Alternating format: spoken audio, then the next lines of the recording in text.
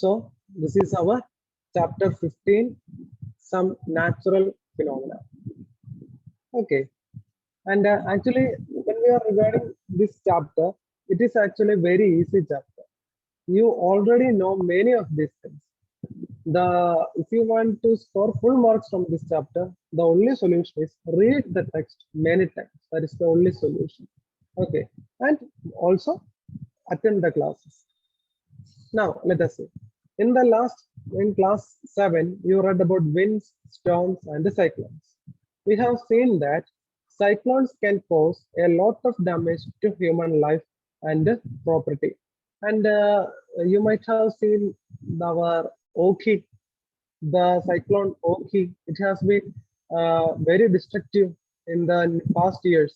Do you remember that name, Oki?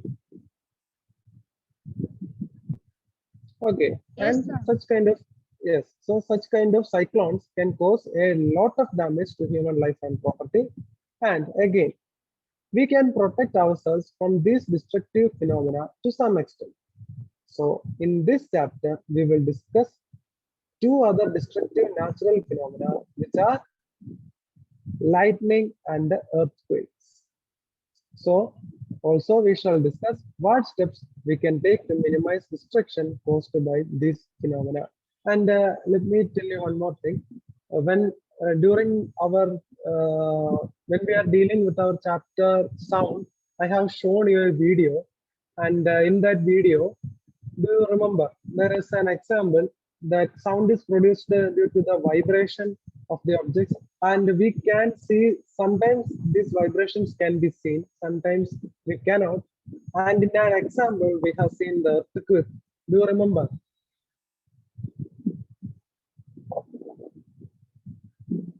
Yes, sir. Yes, sir. Yes. So Yes, sir. in the okay, so you have seen that earthquake is very destructive in nature. Let us see more about earthquake and lightning. So first of all, let us go with the lightning. Okay, we have seen sparks on an electric pole when wires become loose. This phenomenon is quite common when wind is blowing and shaking the wires. You might have even seen it. See, if there are two electric wires, and when wind is blowing, if they are touching each other, then there will be a spark, and you can see some sparkles as well as some sound is there. You might have seen it. And again, we have seen sparks when a plug is loose in its socket. Likewise, lightning is also an electric spark, but on a huge scale. Okay, regarding this lightning, I will give you another information.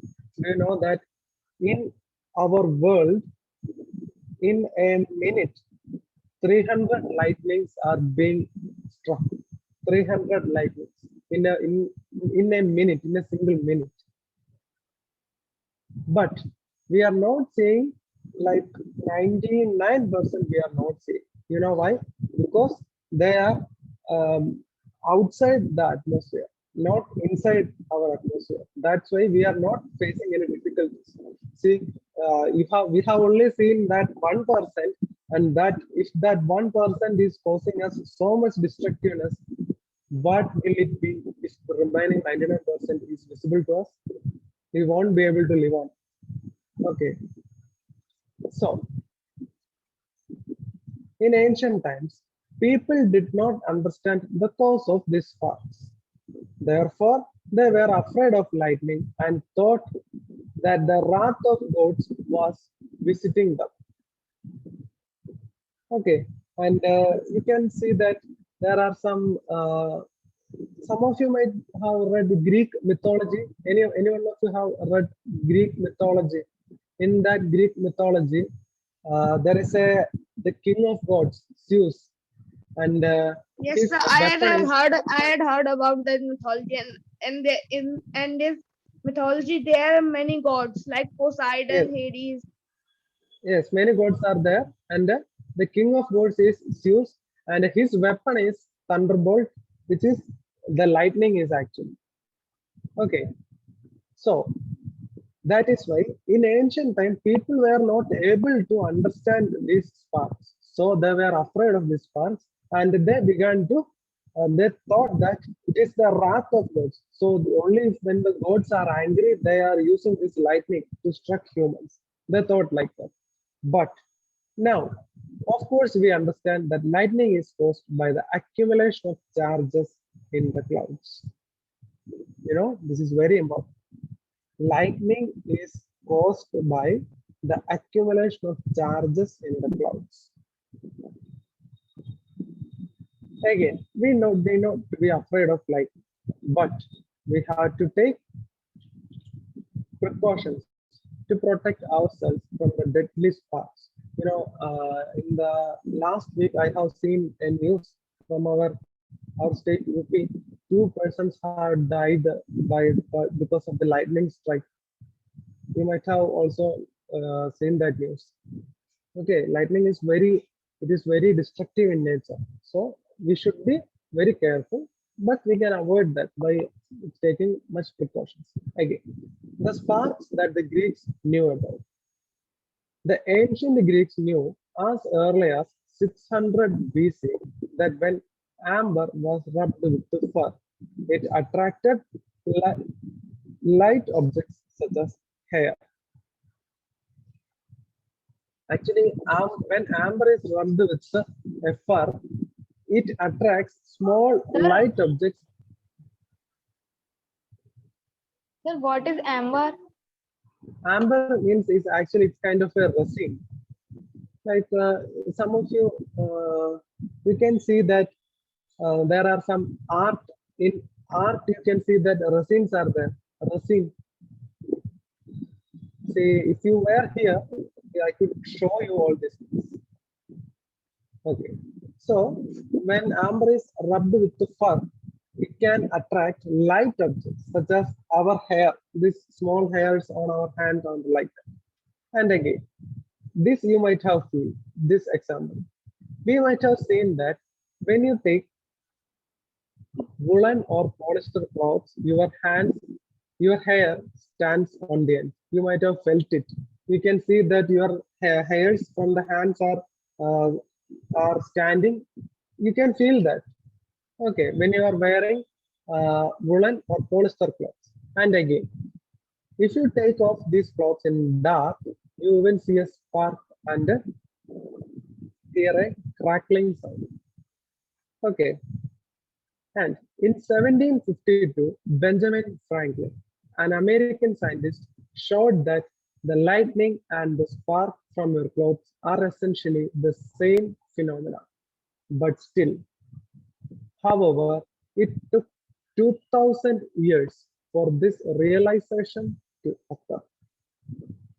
Okay, means why in 1752 itself? And one more thing, have you seen that in the top of many big buildings there is a sharp edged thing? Have you seen that?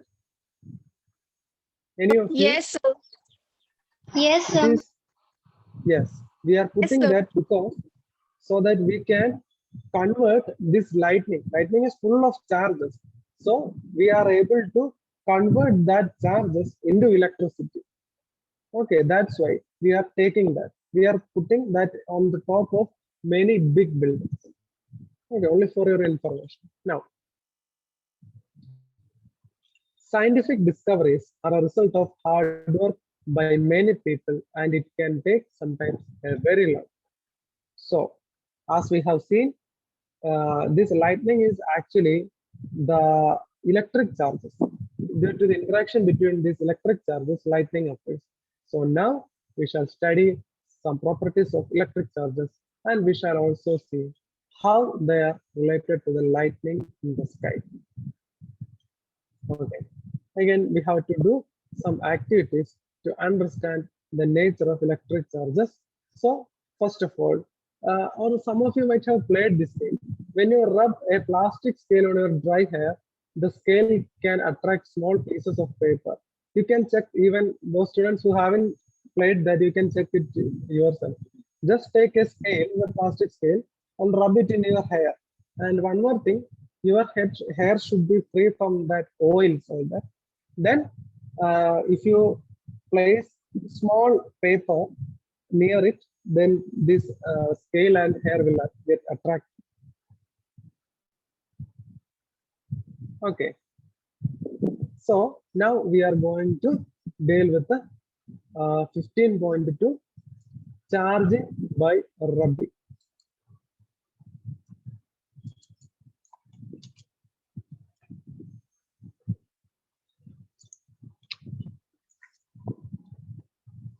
Okay, we are saying activity 15.1. Take a used ball pen, refill and rub it vigorously with a piece of polythene. Now bring it close to a small pieces of paper. Take care not to touch the rubbed end of the refill with your hand or with a metallic object. Repeat the activity with the small pieces of dry leaf, husk, and mustard seeds. Record your observations. We can see that this rubbed ball pen refill will attract many of the materials we have bring closer to them. So let us see that when a plastic refill is rubbed with polythene, what happens? It acquires a small electric charge. Small electric charge. Similarly, when a plastic comb is rubbed with your dry hair, it acquires a small charge. These objects are called charged objects. In the process of charging, the refill and the plastic comb, polythene and hair also gets charged. And here we have only seen it is getting charged. We are not familiar with, you are not taught, are they positively or negatively charged? Okay, let us see. Let us wait and see. And again, the same process happens when you rub your hair with plastic scale, because and then this plastic scale becomes charged, and as a result, it attracts small pieces of paper as well. Okay, so sometimes you might be asked questions for your exam. When you rub a plastic scale on your dry hair, the scale can attract very small pieces of paper. Why? Give explanation. At that time, you can give this explanation. Okay, and you can take all these small equipments and then you can mark it in the table, your findings, because if the refill is rubbed with the polythene, will it attract or not? Then if it attracts, then we can say that it is charged, or if it does not attract, then we can say it is not charged. Like that, you can mark all this. Okay, so now we are going to section 15.3, types of charges and their interaction. As I told you earlier, we are not sure what charge are these materials are getting. Means, is it positively charged or is it negatively charged? We don't know. Let us see. In order to do that, we are going to do an activity. Inflate 2 balloons. Hang them in such a way that they do not touch each other. You can see this figure of 15.1. They are not touching. Now, rub both the balloons with a woolen cloth and release them. Then you can see that these balloons are repelling each other. Okay, now we are repeating this same activity with the used pen refills.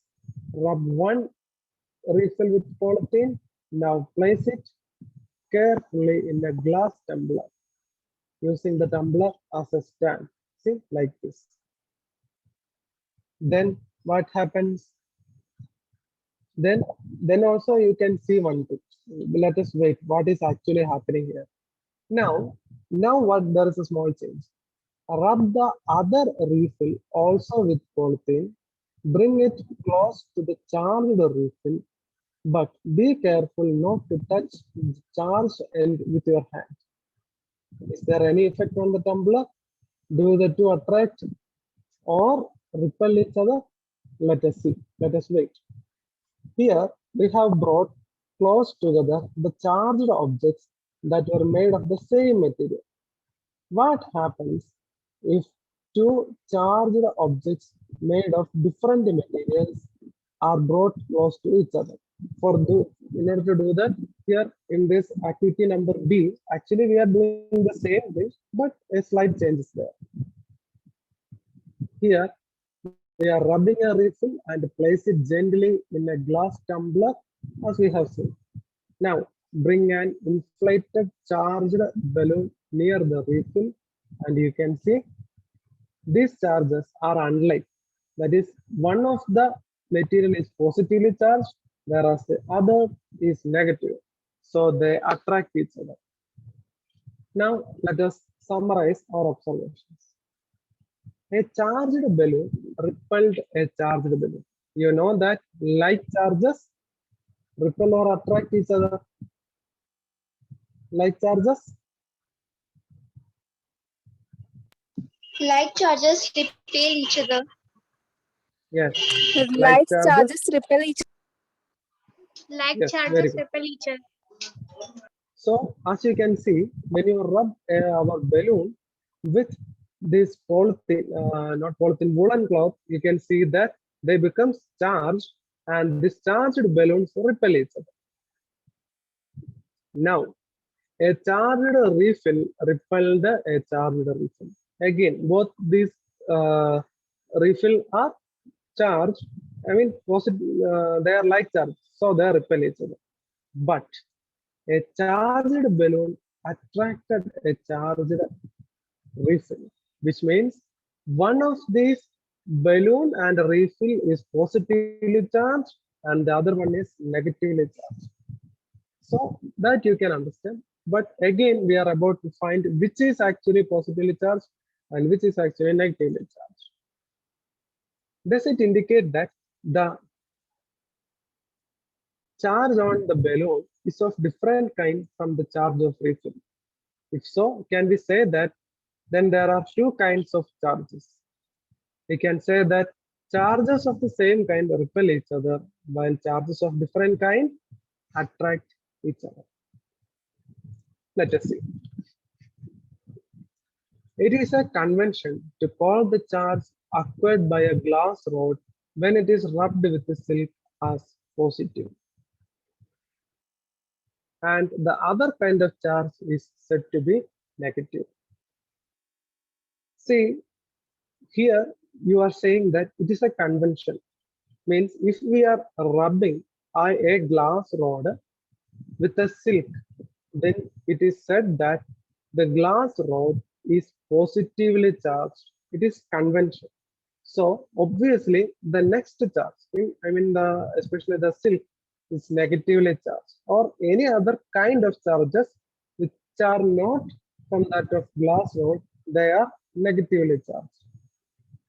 And one more thing, let me ask you, how can we check whether the other charges are positive charges or negative charges with the help of a glass rod? Can anyone say?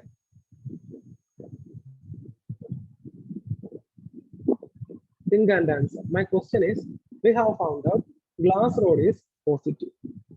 My question is, how can we check that the other materials are positively or negatively charged with the help of this glass rod? It is very easy, actually. Easy answer. Who can say it?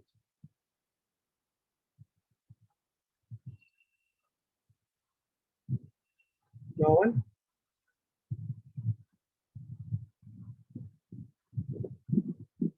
Okay, I will say it is very easy. Just bring the particle close to the glass rod. If it is positively charged, then the glass rod and that newly come particle will repel each other. And if they are negatively charged, they will attract each other. So that you can say that the other particle is positively or negatively charged. Do you understand?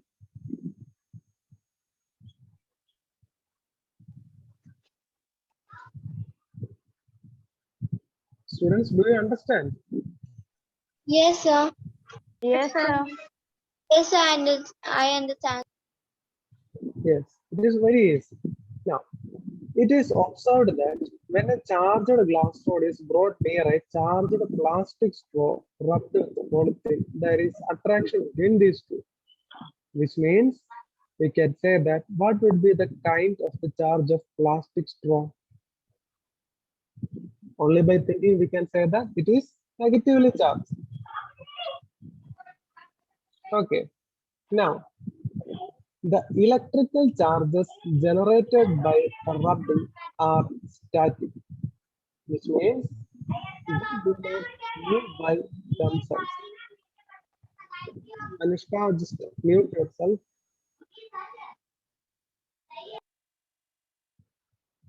Okay. Now, when charges move, they constitute an electric current. Do you know what's an electric current? It is actually the movement of electrons or movement of charges results in electric current. So, the by the rubbing, the electric charges generated are actually static. Static means they do not move at all. What happens if they move? If they move, then they constitute an electric current. Okay, we have been reading about electric current since class 6. Now, the current in a circuit which makes a bulb glow or the current that makes a wire hot is nothing but a motion of charges. Okay, we have seen that when these charges are moving, it will result in the formation of a current, and it is that current which makes the circuit complete, and as a result, a bulb will glow, or the current that makes the wire hot. All these are due to the result of motion of charges. Okay, so that's about the charges. So we have seen whether the charge is positive or negative, and I have told you how we can check whether two particles are positively charged or negatively charged. Now let us see 15.4 transfer of charge. So in order to do that, we have an activity. Take an empty jam bottle. Now take a piece of cardboard which is slightly bigger in size than the mouth of the bottle. Now pierce a hole in it so that a metal paper clip can be inserted. See, like this. You can take empty jam bottle, then take a piece of cardboard which is bigger than the mouth of the bottle. Then you have to make a hole in it so that a metal paper clip can be inserted. Now open out the paper clip as you can see in this figure. Now cut two strips of aluminum foil which is about 4 centimeter and 1 centimeter each. That is 4 centimeter length and 1 centimeter breadth. Now hang them on a paper clip as you can see in this figure. Now insert the paper clip in the cardboard lid so that it is perpendicular to it. Okay, perpendicularly insert the paper clip into the jam bottle. Now charge a refill. You know how to charge a refill? Just rub it with a woolen cloth. Charge a refill and touch it with the end of the paper clip like this. See, here a refill is charged and we are rubbing it on the other end of with the charged refill. Then what happens? See, can we see any effect on the foil strips or whether the foil strips attract or repel each other? Now again, touch other charged bodies with the end of this paper clip. Do the foil strips behave in the same way? Now let us see what does it imply. The aluminum foil strips receive the same charge from the charged refill through the paper clip. Why these charges are being transferred? You can see that metals are good conductors of electricity. Okay, as a result, the charges are being Okay. as a result, the charges are being transferred through the paper clip and it reaches the aluminum foil. So the charge of the refill, whether it is positive or it is negative, it is transferred to the aluminum foils. Now, the strips carrying similar charges repel each other and they become wide open. Such a device can be used to test whether an object is carrying a charge or not. This device is known as electroscope. It is important. This name is very important. Okay, you can get questions like this. What is an electroscope? You can directly answer. Okay. Thus, and what is the use of an electroscope? That can also be asked. Can be used to test whether an object is carrying a charge or not. That is the use of electroscope. Okay. Thus, we find that electric charge can be transferred from a charged body to another body through a metal conductor. Now, touch the end of the paper clip gently with hand and you will find a change in the foil strips. They come back to their original state. Now, again, repeat the charging of foil strips and touching the paper clip. But one more thing is that every time you will find that the foil strips collapse as soon as we touch that paper clip with our hand. Why is it so? This is also important. The reason is that the foil strips lose charge to the earth through our body. So we can say that foil strips are discharged. Now we are learning a definition, earthing. The process of transferring of charge from a charged object to the earth is called earthing.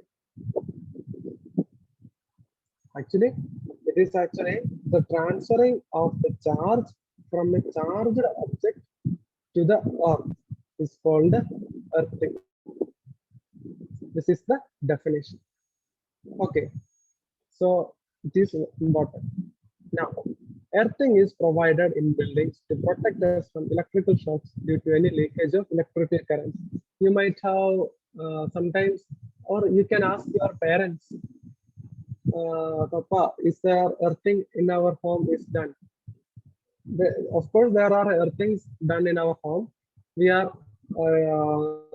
during the construction of our house, a big dip will be made, and that into that dip earthing is being made. That we will put some big amount of salt or all there in that dip, so that the positively charged object will transfer these charges into there, so that we may not affect, we don't have any problems. Okay.